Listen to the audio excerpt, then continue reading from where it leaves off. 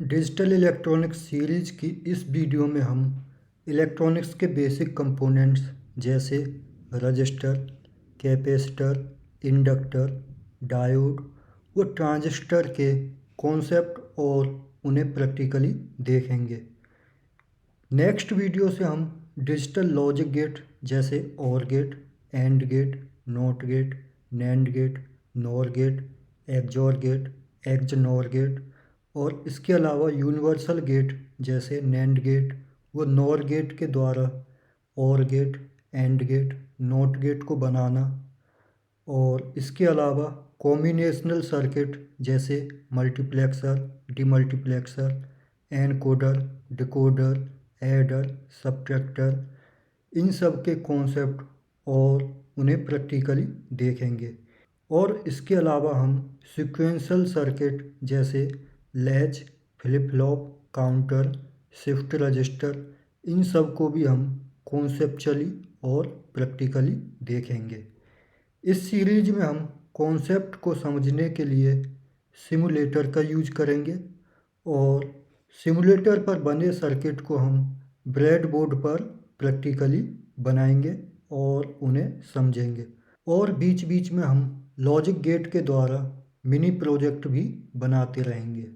Register यानी प्रतिरोध किसी सर्किट में बहने वाली धारा के मार्ग में विरोध उत्पन्न करता है। यह अपने किताबों में डेफिनेशन पढ़ी होगी। जैसा कि मैंने इस सर्किट में एक LED ली है और एक 1 वोल्ट की बैटरी ली है और इन्हें आपस में कनेक्ट कर दिया है। पॉजिटिव से LED के P साइड को, नेगेटिव से N साइड को।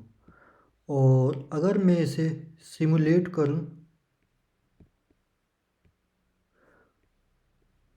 और इसकी वोल्टेज को मैं थोड़ा इंक्रीज करूं तो LED 2 वोल्ट पर जल रही है। और इससे अगर मैं थोड़ा सा कम करता हूं तो ये बंद हो जाती है और थोड़ा सा भी ज़्यादा करता हूं तो ये बर्स्ट मतलब जल जाती है पूरी तरह। अगर हम LED को इसी तरह किसी सर्किट में लगाएं तो LED बहुत जल्दी बेकार होती जाएंगी और सर्किट में बार बार हमें LED को चेंज करना पड़ेगा और ये काफ़ी कॉस्टली सर्किट बन जाएगा और ये एफिशिएंट सर्किट नहीं माना जाएगा। तो इसके लिए हम क्या करते हैं, सबसे पहले इस वायर को हटाते हैं और इसमें एक रजिस्टर ऐड कर देते हैं और इसे सिमुलेट करते हैं और इसकी वोल्टेज को थोड़ा बढ़ाते हैं।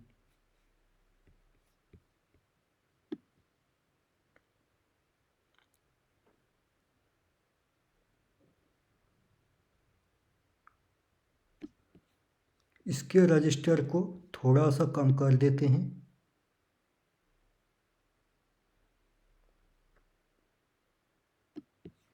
और इसे थोड़ा और बढ़ाते हैं।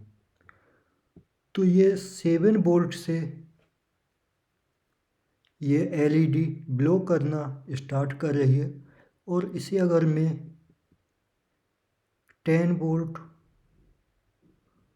मतलब 20 वोल्ट तक लेके जाता हूँ तो ये प्रॉपरली वर्क कर रही है। तो इसका मतलब हमने एक रजिस्टर इसमें ऐड किया जो कि करंट को कंट्रोल कर रहा है और वोल्टेज के काफ़ी ज़्यादा कम ज़्यादा होने पर भी LED प्रॉपरली वर्क कर रही है, जो कि रियल लाइफ में होता है। हमारे घरों में लाइट कभी 220 की जगह 200 वोल्टेज भी होती है और कभी 240 वोल्टेज भी। तो इस तरह LED के साथ रजिस्टर यूज करने पर इसकी इफ़िशियंसी काफ़ी बढ़ जाती है। नेक्स्ट कंपोनेंट है कैपेसिटर। कैपेसिटर अगर हम इसके प्रैक्टिकली इसकी डेफिनेशन को देखें, थ्योरेटिकली नहीं प्रैक्टिकली, तो कैपेसिटर केवल 2 ही काम करता है, नंबर 1 ये एसी को तो जाने देता है, नंबर 2 डीसी को ये ब्लॉक करता है। इंडक्टर इसके अपोजिट है। इंडक्टर डीसी को तो जाने देता है और एसी को ब्लॉक करता है। तो कैपेसिटर के अंदर हमने ये 2 वोल्ट की बैटरी लगाई। सबसे पहले इसे इस सर्किट को इजी सर्किट बनाते हैं। ये 2 वोल्ट की डीसी बैटरी हमने लगाई और ये कैपेसिटर हमने ऐड किया है और ये एलईडी की बजाय हमने लैंप को यूज किया है। एलईडी भी एक डायोड की तरह वर्क करती है और डायोड को हम आगे अभी देखेंगे। तो दोनों डायरेक्शन में हमें एलईडी को मतलब लाइट को जलाने के लिए हमने लैंप का यूज किया है। तो इसे मैं सिमुलेट करता हूँ।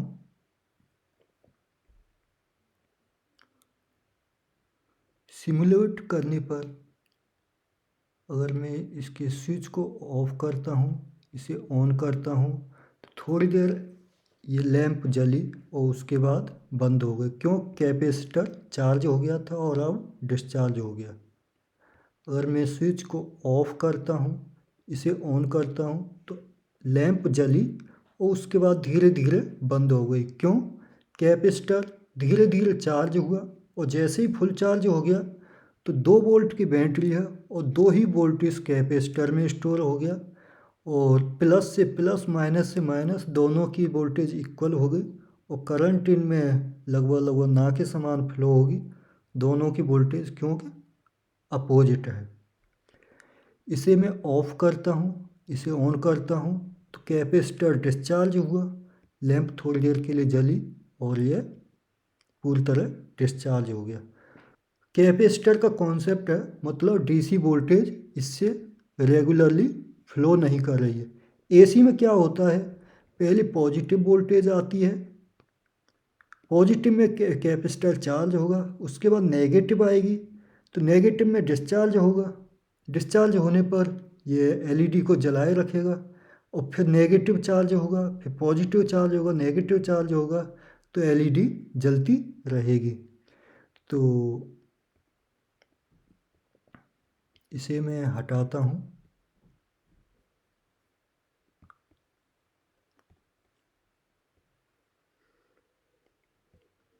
और मैं एसी वोल्टेज को इससे कनेक्ट करता हूँ और इस स्विच को मैं ऑफ कर देता हूँ और इसे मैं सिमुलेट करता हूँ। सिमुलेट करने पर इस स्विच को मैं ऑन कर देता हूँ और ये एसी वोल्टेज फ्लो हो रही है। पहले एक डायरेक्शन में जाती है, फिर दूसरी डायरेक्शन में। इसकी टाइमिंग को थोड़ा फास्ट कर देता हूँ।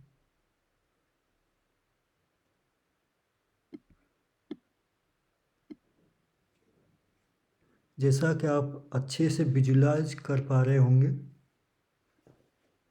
और इसकी मैं वोल्टेज को थोड़ा इंक्रीज कर दूं।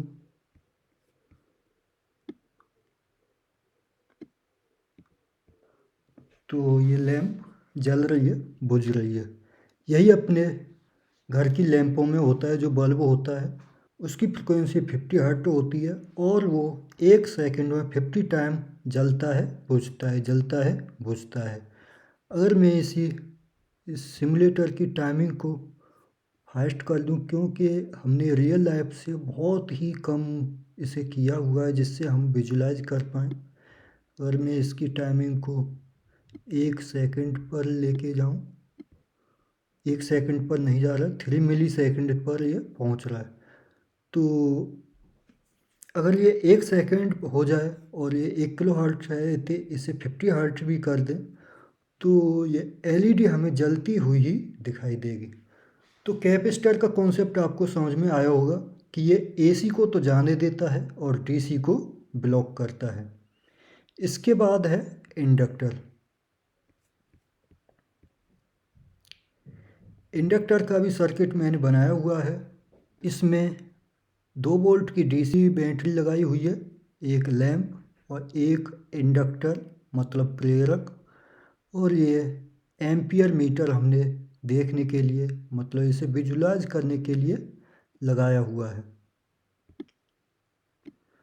और ये ऊपर करंट को शो करेगा। इस टाइम डीसी बैटरी से लैंप में जो फ्लो हो रही है, इंडक्टर से जो करंट फ्लो हो रही है, वो माइनस के 16.7 मिली एम्पियर है। इसे माइनस प्लस का आप ध्यान न मत देना, क्योंकि ये एम्पियर मीटर को मैंने रिवर्स लगा दिया। अगर मैं सही लगा दूं तो ये प्लस के 16 मिली एम्पियर शो करेगा।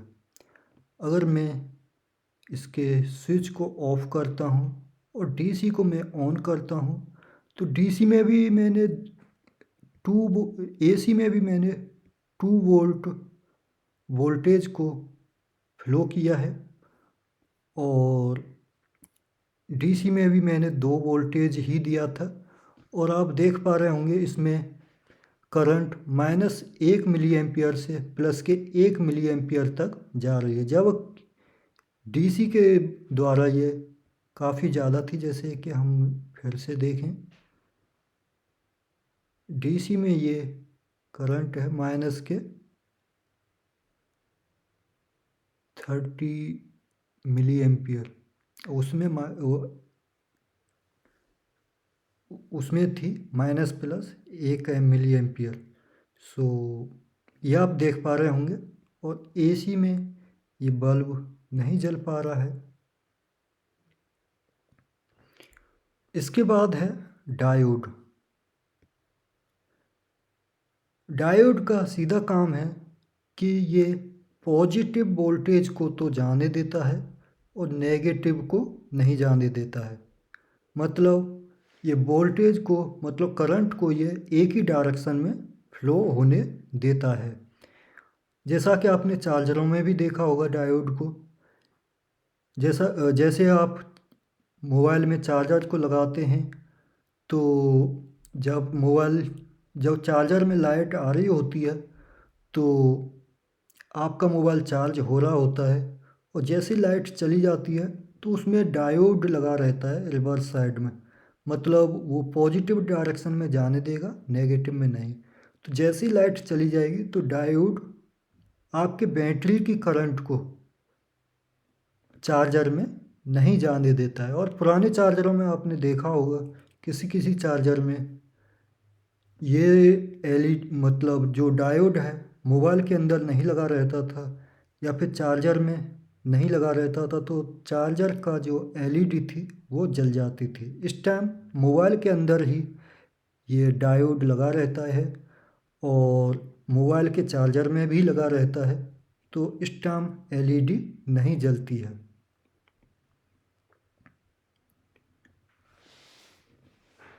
इसे मैंने पॉजिटिव वोल्टेज को पी साइड में लगाया है बैटरी को, और नेगेटिव साइड में एन को लगाया है, और ये करंट फ्लो हो रही है। अगर मैं इसकी बैटरी को रिवर्स कर दूं,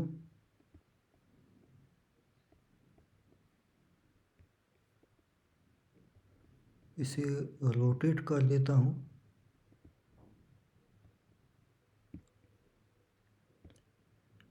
और इसे सिमुलेट करता हूं, तो इसमें कोई भी करंट फ्लो नहीं हो रही है।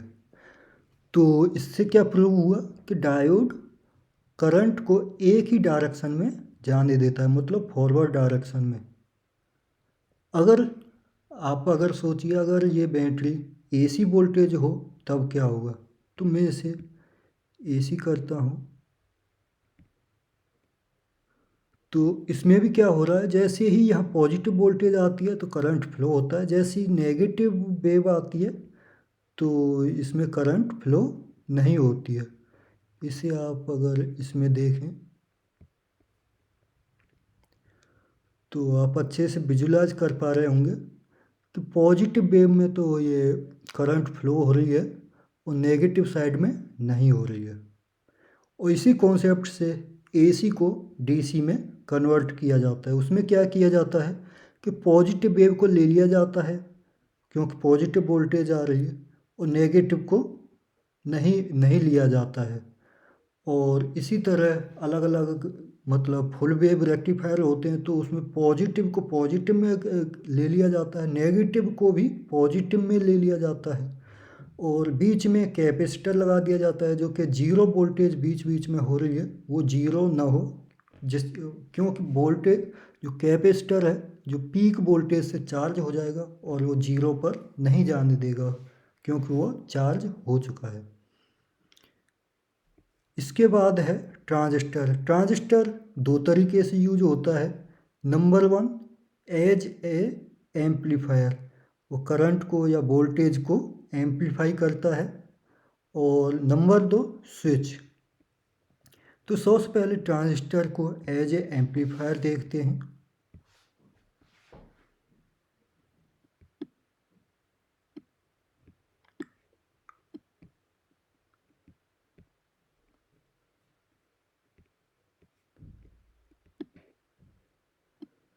तो इसमें हमने क्या किया है, एक ट्रांजिस्टर को लिया है और ये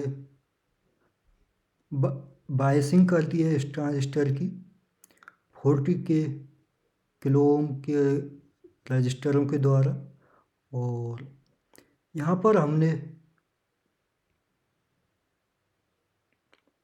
छोटा सा, मतलब काफ़ी कम करंट का एक वेव दिया है और आउटपुट में हमें यही वेव एम्पलीफाई होके बड़ी मिल रही है। जैसा कि आप देख पा रहे हैं, ये जो ब्लू है, ब्लू वाली वेव छोटी है और यहाँ बड़ी। इसका अगर आप प्रैक्टिकली यूज देखें तो रियल लाइफ में सेंसर जो होते हैं वो उनका सिग्नल काफ़ी लो होता है। जैसे माइक्रोफोन को ही अगर आप लें तो माइक्रोफोन से अगर आप हेडफोन को डायरेक्टली कनेक्ट कर दें तो हेडफोन में आवाज़ डायरेक्टली सुनाई नहीं देती है। तो हम क्या करते हैं, माइक्रोफोन की जो आवाज़ है उसे ट्रांजिस्टरों के द्वारा एम्पलीफाई करके उसे ज़्यादा वोल्टेज में कन्वर्ट कर लिया जाता है और उसके बाद वो उसे हम स्पीकर में देते हैं, जिससे स्पीकर में हमें वही ध्वनि सुनाई देती है जो कि माइक्रोफोन में हमने बोली थी, और वो एम्पलीफाई होके है तो ज़्यादा तेज़ी से सुनाई देती है। दूसरा ट्रांजिस्टर का यूज है ट्रांजिस्टर एज ए स्विच। तो इसमें हमने क्या किया, एक ट्रांजिस्टर को लिया, ट्रांजिस्टर के एमीटर में हमने एक रजिस्टर लगाया जिससे ट्रांजिस्टर और एलईडी बेकार ना हो। एक एलईडी को लगा दिया है। यहाँ पर हमने 12 वोल्ट की बैटरी लगा दी है। इसे आप कम ज़्यादा ले सकते हैं। ये मैंने 12 वोल्ट बैटरी लगाई और इसमें करंट फ्लो हो रही है।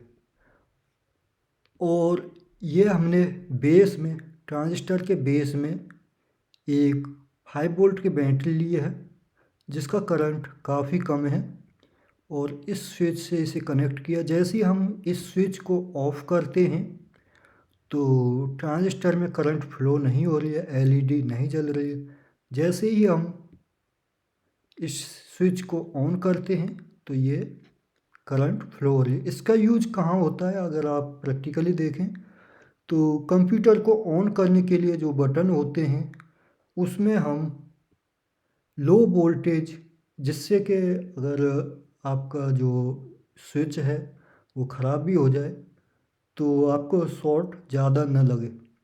तो हालांकि सीपीयू में मैक्सिमम जो सर्किट होता है वो डीसी पर ही वर्क कर रहा होता है, और वो जीरो से जीरो जीरो नहीं, मतलब 2 वोल्ट से वो 20 वोल्ट के बीच में ही उसमें वोल्टेज रहती है, और मोस्टली ये 10 वोल्ट तक ही इसमें वर्क होता है।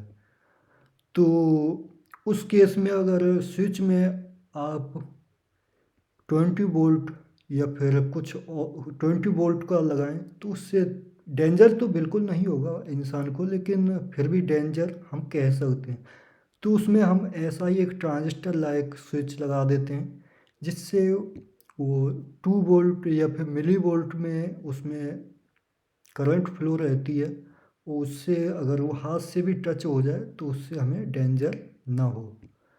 तो ये इसका एप्लीकेशन है एक। तो आगे के डिजिटल सर्किट को बनाने के लिए हम रजिस्टर का यूज करेंगे। किसके लिए? एलईडी में करंट को फ्लो करने के लिए, जिससे कि एलईडी जले ना। एंड डायोड का यूज हम कुछ जगह कॉन्सेप्ट को समझने के लिए यूज करेंगे, और गेट, एंड गेट और नॉट गेट में। नॉट गेट में इसका नॉर्मली यूज नहीं होता है, लेकिन इसके द्वारा हम और गेट, एंड गेट को बनाएंगे। ट्रांजिस्टर के थ्रू भी हम और गेट, एंड गेट और नॉट गेट तीनों को बनाएंगे। और ट्रांजिस्टर को एज ए स्विच हम यूज करेंगे, और इसमें हम इंडक्टर और कैपेसिटर को हम फिलहाल यूज नहीं करेंगे। और ट्रांजिस्टर एज ए एम्पलीफायर, इसे भी हम डिजिटल इलेक्ट्रॉनिक्स में यूज नहीं करेंगे। तो चलिए अब हम डायोड, ट्रांजिस्टर और रजिस्टर को प्रैक्टिकली ब्रेड बोर्ड पर देखते हैं। जैसा कि आप देख पा रहे हैं, ये हमारे पास ब्रेड बोर्ड है। इसमें हमने डीसी पावर सप्लाई को कनेक्ट किया हुआ है। रेड लाइन में पॉजिटिव 5 वोल्ट है, ये पॉजिटिव का साइन भी आप देख पा रहे होंगे। और ब्लू लाइन में नेगेटिव, मतलब 0 वोल्टेज। इसी तरह ऊपर भी रेड लाइन में पॉजिटिव और ब्लू लाइन में नेगेटिव। तो सबसे पहले हम डायोड को देखते हैं। डायोड, जैसा कि आप देख पा रहे हैं, इसमें एक वाइट पट्टी है। वाइट पट्टी की साइड ये एन साइड है, और रिवर्स साइड में ये पी साइड है। तो अगर मैं पी साइड को हमें प्लस से कनेक्ट करना है, एन साइड को माइनस से, तो मैं इसे कनेक्ट कर देता हूँ। और इसमें हम प्रूव करेंगे कि डायोड में करंट पॉजिटिव डायरेक्शन में फ्लो होती है। तो मैं एक रजिस्टर यूज कर लेता हूँ। ये रजिस्टर 1 किलो ओम का रजिस्टर है। और एक एलईडी भी मुझे यूज करनी है। एलईडी में 2 पट्टी हैं एलईडी के अंदर, एक चौड़ी है और दूसरी पतली। जो पतली वाली पट्टी है ये पी साइड है, मतलब इसे पॉजिटिव से कनेक्ट करना है, लेफ्ट वाली। और राइट वाली चौड़ी वाली पट्टी, ये इसे हमें एन साइड से कनेक्ट करना है। इसका दूसरा तरीका है पिन को पहचानने का। ये यहाँ से थोड़ी सी चपटी है, मतलब सारी एलईडी गोलाकार है, और इधर साइड में ये एलईडी चपटी है, मतलब कह सकते हैं घिसी हुई है। तो जिधर ये चपटी है उसे हमें एन से, मतलब नेगेटिव से कनेक्ट करना है, और रिवर्स साइड को पॉजिटिव, मतलब ये पी है। और जिधर ये चपटी है एलईडी, उधर इसे एन से कनेक्ट करना है। तीसरी इसकी लेग को पहचानने की टेक्निक है। जो लंबी वाली लेग है वो पी साइड है, और छोटी वाली एन साइड। ये लंबी साइड है, ये मैंने मोड़ी हुई है, इसलिए ये दिखाई दे रही है। ये लंबी साइड, ये इसे हमें एन से कनेक्ट करना है, पॉजिटिव है। तो इसे मैं कनेक्ट कर देता हूँ। और ये मैंने रजिस्टर लिया।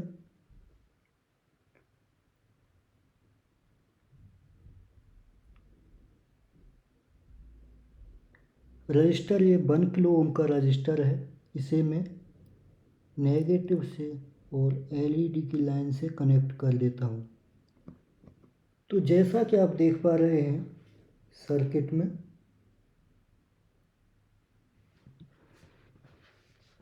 डायोड जब पॉजिटिव डायरेक्शन है, मतलब पॉजिटिव डायरेक्शन में कनेक्ट है, तो एलईडी जल रही है। अगर मैं इसे रिवर्स डायरेक्शन में कनेक्ट कर देता हूँ, तो रिवर्स डायरेक्शन में करंट फ्लो नहीं हो रही है, मतलब एलईडी नहीं जल रही है। इसके बाद हम ट्रांजिस्टर को देखते हैं।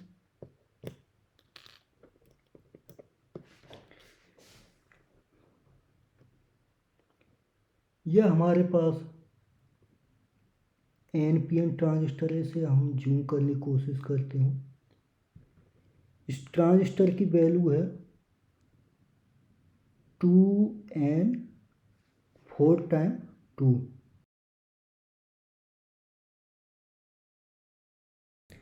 जो लेफ्ट मोस्ट इसकी लेग है कलेक्टर है, बीच वाला बेस, और राइट मोस्ट लेग इसकी ये इमीटर है। कलेक्टर से हमने एलईडी को कनेक्ट किया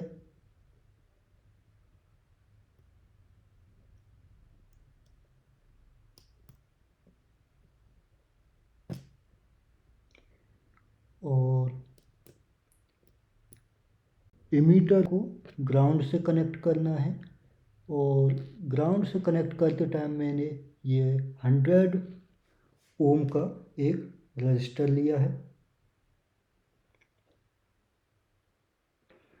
तो इस रजिस्टर से मैं इसे ग्राउंड से कनेक्ट कर देता हूँ। और बेस से कनेक्ट करने के लिए मैंने 1 किलो ओम का एक रजिस्टर लिया, जिससे करंट कम जाए इसमें।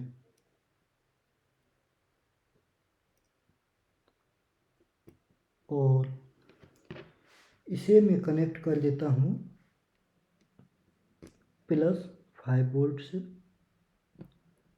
जैसा कि आप देख पा रहे होंगे, ये transistor as a switch work कर रहा है।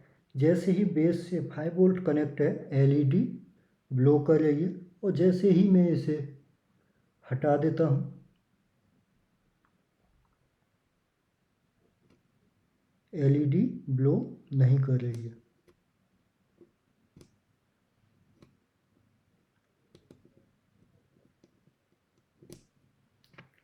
उम्मीद है आपको ये वीडियो पसंद आई होगी। Thank you.